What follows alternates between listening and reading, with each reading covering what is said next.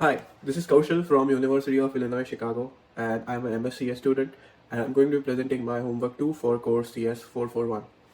So in the first part of this video, we are going to look at README and other documentation for this project, how to run this project. Then I'm going to do a code walkthrough to show you how the parallel random walks using Pregel work, and how the man-in-the-middle attack is simulated.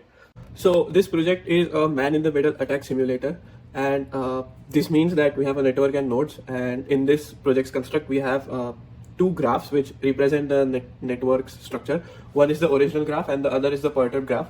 The perturbed graph has some different nodes from the original graph, and our job is to walk through the perturbed graph, detect which nodes in the original graph do we have similarity to and access to, and based on similarity attack those nodes in the perturbed graph. If the attacker is able to gain access to the valuable data and correctly attacks the node, we have a successful attack, and if not, we have either uneventful attack or failed attacks. So essentially we simulate the man-in-the-middle attack on a network structure which is different from the original network structure, which was done by the network owners as a security measure.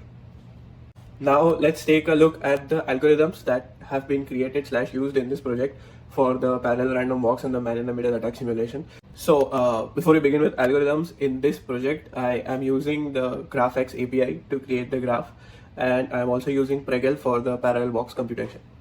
So the first algorithm that I have created is the random walk algorithm, and we start with the node initialization process of this algorithm. So as you can see on your screen, we select initial nodes from the graph with X% size of the original. So this means that if you have 100 nodes in the graph, we select 10 initial nodes, and for these initial nodes we pick a random neighbor and we map over all the vertices of the graph, and if the vertex has an ID in the initial nodes, we assign what neighbor to visit next, and for all the other nodes which are not in the initial nodes list, we assign a long max value.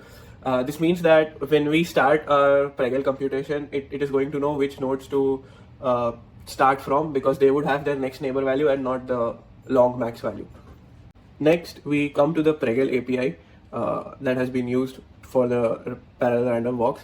So in the Pregel API, we have three functions: vertex program, send message program, and merge message program.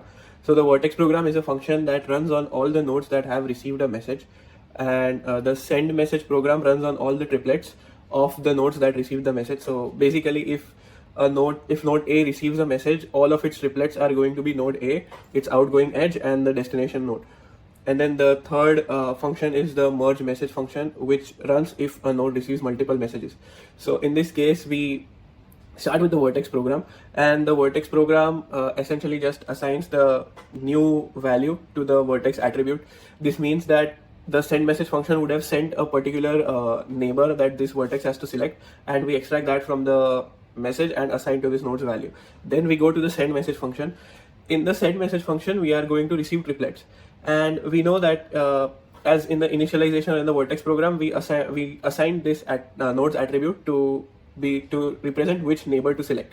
So essentially, in the send message function, we check if the triplet's destination node ID is similar to the source's attribute, and if it is, we select the destination's new neighbor and send it as a message. If not, we just return an empty iterator. And in the merge message function of the Pregel, we just select one particular message randomly. This means that if two walkers are going to the same node, they would have sent the next neighbor that this node should select, and since it is a random walk, we just select randomly one of the neighbors that were sent to this particular node. So next we come to the man-in-the-middle attack algorithm, and this algorithm essentially simulates when we attack a node or when we leave a node. So for each node that is being walked, we would run the attack algorithm, and the attack algorithm is first going to find the similarity with all the nodes in the original graph. And while finding the similarity, if it encounters any node which is similarity greater than the threshold value, we decide that we want to attack this node. But this is not it. So if to attack this node, we are going to sample a random chance, and if the chance is above a certain probability threshold, only then we are going to attack this particular node. And I have designed an algorithm that figures out what the probability threshold is based on the previous number of successful or failed attacks. Once we attack this node, we figure out if the attack was successful, failed, misidentified, or uneventful. So what a successful attack means is that we were able to successfully match the node IDs in the original and perturbed graph, and we found valuable data.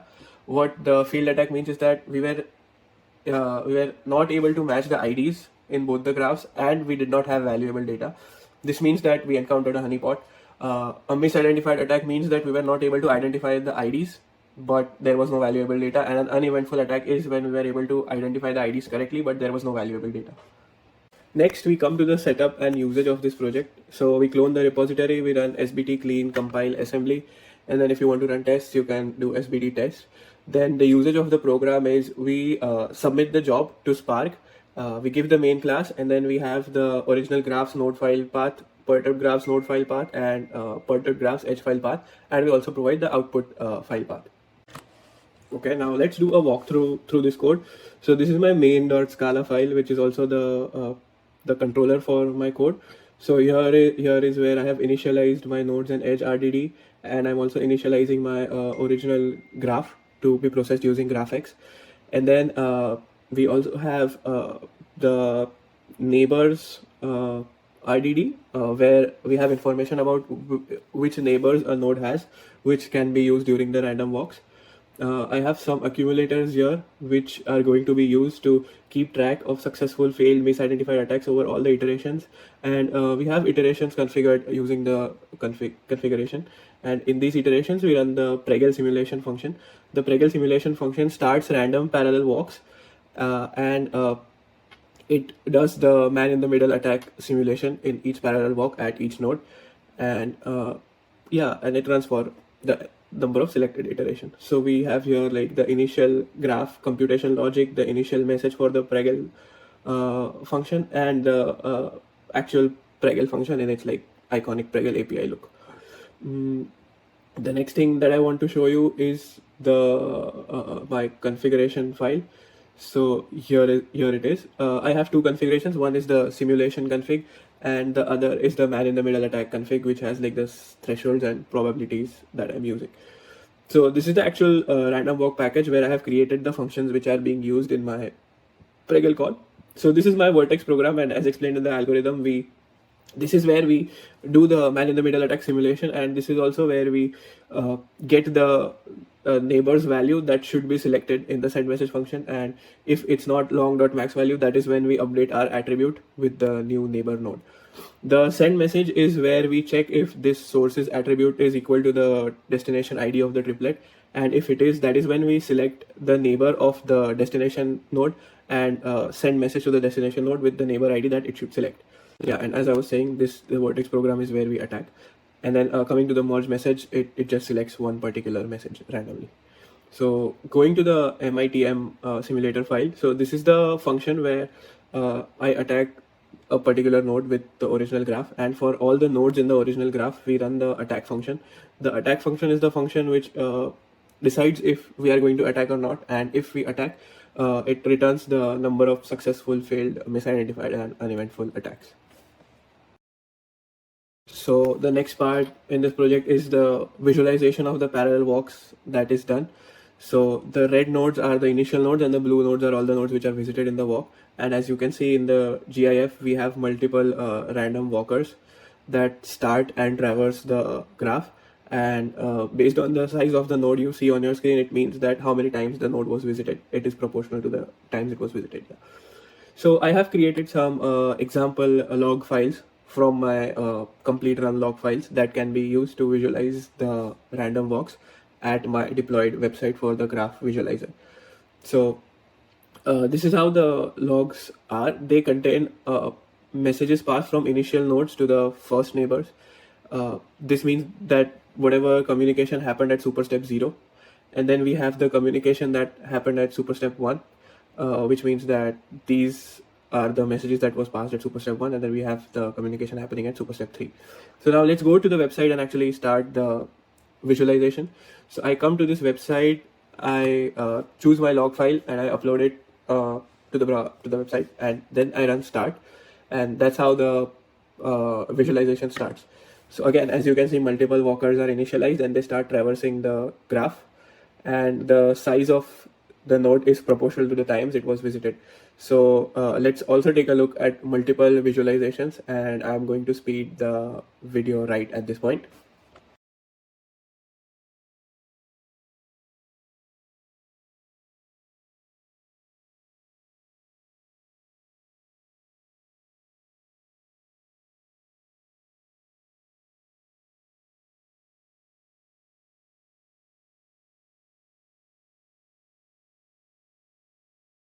Now coming to the AWS deployment part of this project. So as the last project, we go to the Elastic MapReduce framework of AWS because Spark jobs can be scheduled on Elastic MapReduce. So I have already a cluster that I've created for this project, but I'll show you my configuration of this cluster by using the clone cluster button. So I'm using EMR 13.0 and Spark 3.4.1. I'm using M4 large instance for my machines in the cluster. And these are my other configuration settings. Now I'll show you the step that I have for this. So we go to the Spark application section of the step configuration. We give it a name, we select the deploy mode, and then we give path to our jar file. We specify the class in the Spark arguments, and then we give the command line arguments, which are the files that we have uploaded to our S3 bucket. So you can see those files in my bucket in the input folder. So I have the original nodes text file, the nodes perturb text file, and the edges perturb text file. And this looks like this. So I have my custom node representation in this text file, and each line represents one node in the graph. And then the last parameter here, different from homework 1, is that I have added the valuable data parameter. So since this cluster is waiting, let's actually start a job here. This is my already completed job, but I'm going to start one more job for this particular video. And so let me speed up the process of adding the job.